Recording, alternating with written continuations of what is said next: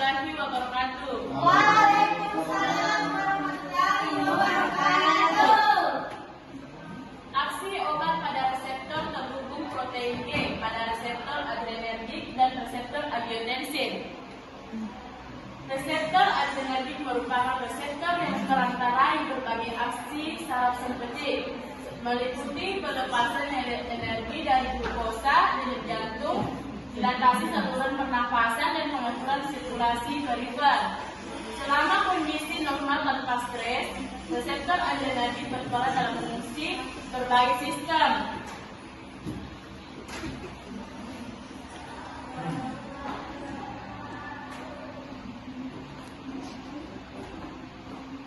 Berbagai sistem dalam tubuh. Reseptor ini merupakan reseptor bagi neurotransmitter golongan metofolamin, yaitu adrenalin atau epinefrin dan noradrenalin atau norepinefrin.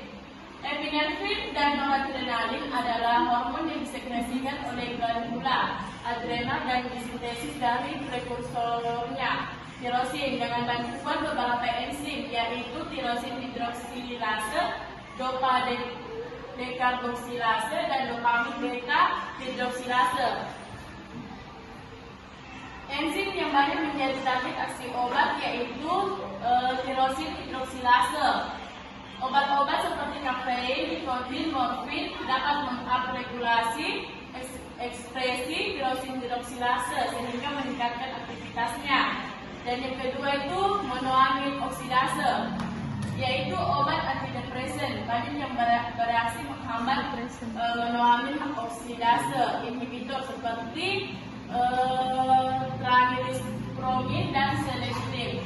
Dan yang ketiga itu cetakol omethyltransferase atau COMT, inhibitor enzim COMT menyebabkan penghambatan degradasi noradrenalin atau adrenalin sehingga meningkatkan kadar neurotransmitter tersebut. Contohnya itu tolkapon dan entacapone yang digunakan untuk mengobati penyakit Parkinson. Adrenalin dan noradrenalin bekerja menghasilkan berbagai efek biologis atau farmakologis melalui aksinya pada reseptornya, yaitu reseptor adrenergik.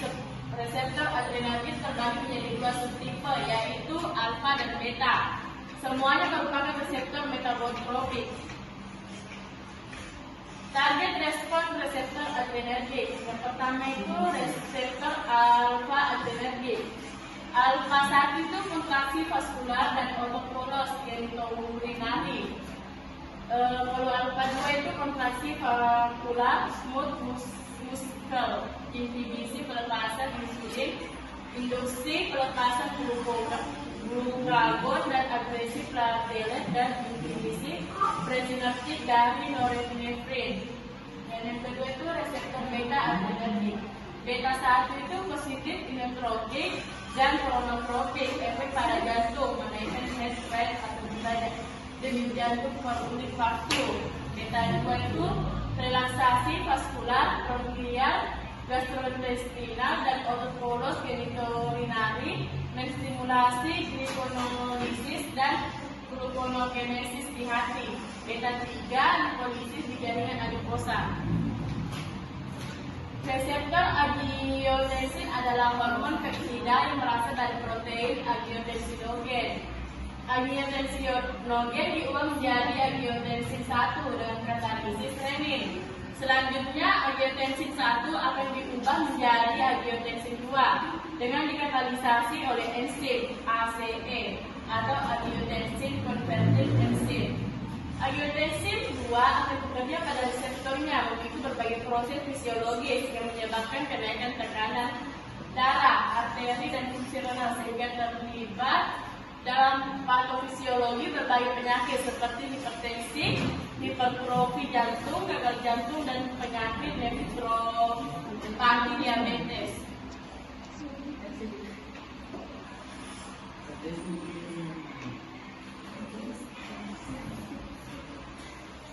Ini gambar skema angiotensin AT1 dan siklon transfusinya.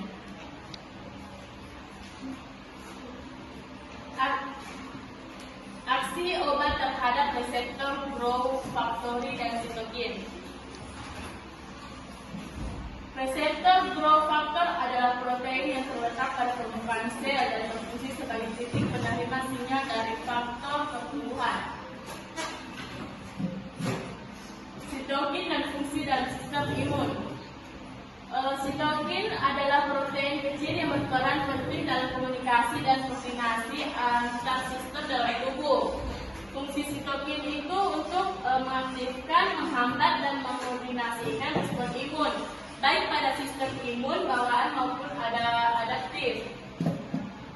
Sitokin dan klasifikasi sitokin yaitu berdasarkan sumber, target sel, dan fungsi biologisnya seperti interleukin, interferon, faktor nekrosis, tumor, dan kemokin. Mekanisme aksi obat pada reseptor growth factor. Yang pertama itu pengenalan reseptor.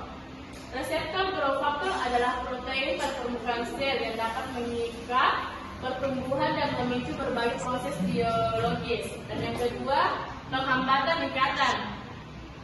Obat dapat menghambat ikatan antara reseptor dan faktor pertumbuhannya, mencegah aktivitas reseptor. Dan yang ketiga itu blokir aktivitas sinyal, yang dimana obat juga dapat menghambat langsung sinyal intraseluler yang diaktifkan oleh faktor. Dan yang terakhir itu induksi degradasi reseptor. Beberapa obat dapat menyebabkan reseptor growth factor terdegradasi, mengurangi jumlah reseptor aktif di permukaan sel.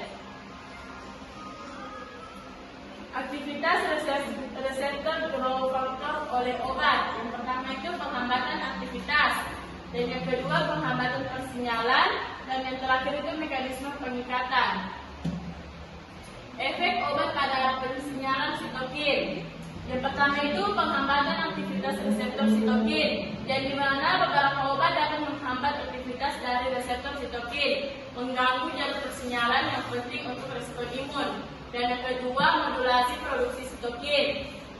Obat tertentu dapat meningkatkan atau menurunkan produksi sitokin. Dan yang ketiga, interferensi jalur signal transduksi. Obat dapat menghambat atau mengaktifkan komponen kunci dalam jalur transduksi sinyal sitokin. Dan yang terakhir, perlindungan terhadap efek sitokin, yang dimana obat dapat memberikan perlindungan terhadap efek berbahaya sitokin. Aplikasi klinis obat yang menargetkan reseptor growth factor dan sitokin ada kanker, penyakit inflamasi, dan penyakit kardiovaskular. Sekian dari saya. Assalamualaikum warahmatullahi wabarakatuh.